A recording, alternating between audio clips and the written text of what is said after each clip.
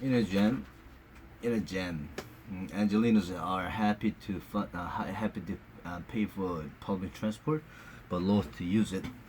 While LA's lovely new rail lines have not lessened the time spent stuck in traffic. The Expo Line, a light railway which connects the city of Santa Monica to downtown Los Angeles, is a marvel. For decades, Angelinos traveling to and from the beach had to sit in traffic on Interstate 10 since 2012 when the line opened, repurposing a long closed Pacific Electric rail line. They have been able to catch a sleek train instead. On board, Josh, clutching a smart yellow bike, says that thanks to the line, he has managed to avoid buying a car since moving to the city from New York 3 years ago. Instead, he commutes by bike and train to his tech firm each day.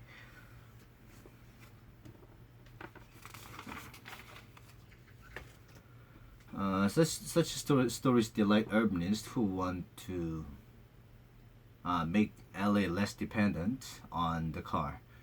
The city is trying hard to throw off its reputation as an automotive city. In 2016-17, voters in Los Angeles County approved the Majoran, a ballot initiative which imposed the sales tax to fund the public transport. That and all the taxes mean for every dollar they spend, people in the Los Angeles urban area contribute 2 cents to public transport. Several new rail lines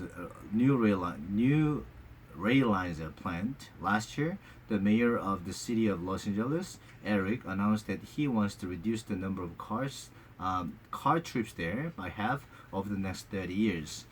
Yet, much more common than people like Josh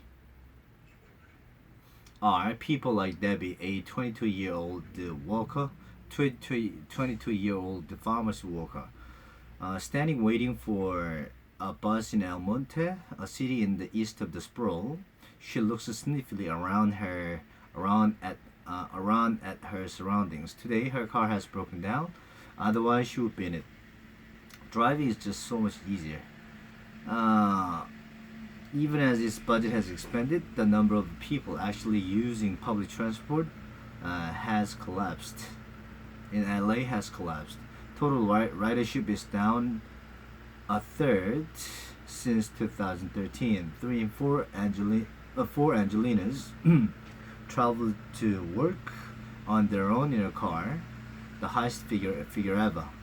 Half a century ago, Reiner, a British architecture critic, mocked the urban planners who wanted to force LA to readopt public transport. It would not be easy to persuade people to climb to whatever color the rolling stock, the new dream system offers, he wrote. Some fear he may be proved right. It seems to be easier to persuade the Angelinos to pay for public transport than to get them to use it. According to Michael Manville, a professor at UCLA Institute of Transportation Studies, the driving factor behind the decline is that public transport in LA is mostly a safety net for the poor, not a service for most people. In a typical year, the average person in Southern California takes 36 or train train trips, but most people take none at all. And in recent years, as subprime credit has proliferated and wages have risen, poor people in the city have acquired cars. The proportion of households without access to a car fell from 10% in 2000 to 7% in 2015. Among immigrants, the fall was even sharper, from 14 to 8%. For a while, the opening of new rail lines balanced the falling use of buses, but no longer. According to Mr. Manville, providing public transport options is not enough to persuade people to get out of their cars. Trains and buses must be almost as fast and convenient as driving. In sprawling Los Angeles, With this extensive freeway system, even the almost permanent traffic jams do not slow people down to the speed of buses.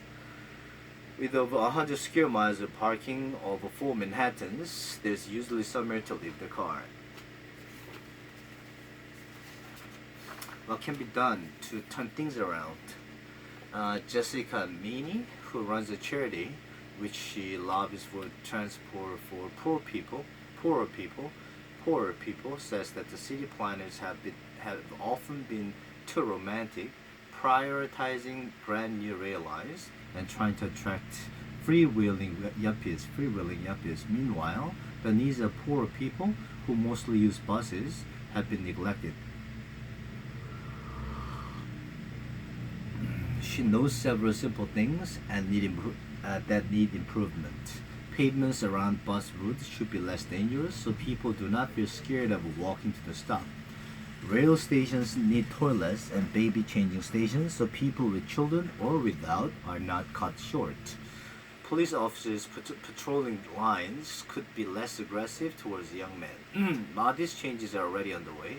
Last month, the Los Angeles County Metropolitan Transportation Authority, which manages most public transport in the LA urban area, announced that it'll update its bus routes, which have been mostly unchanged for 30 years.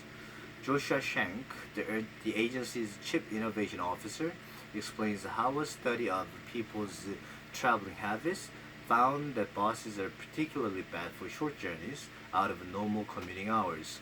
Taking a child to a doctor, for example, make those simpler or easier, and some two car families might drop one. And such tweaks will probably not enough to lessen LA's legendary traffic jams.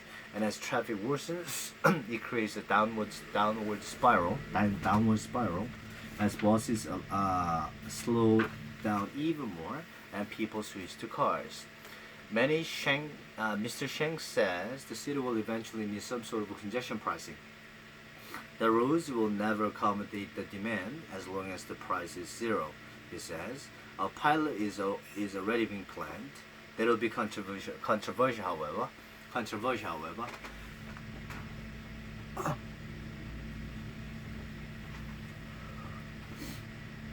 Even removing a single lane of traffic to create a dedicated bus line can cause a storm of anger. For other American cities, or at least those which look a little like LA, all this ought to be worrying.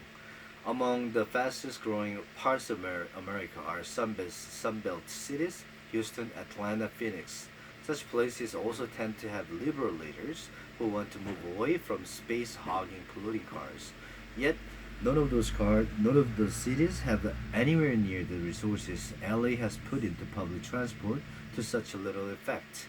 Money is important, but to get people out of their cars, it'll take bravery too.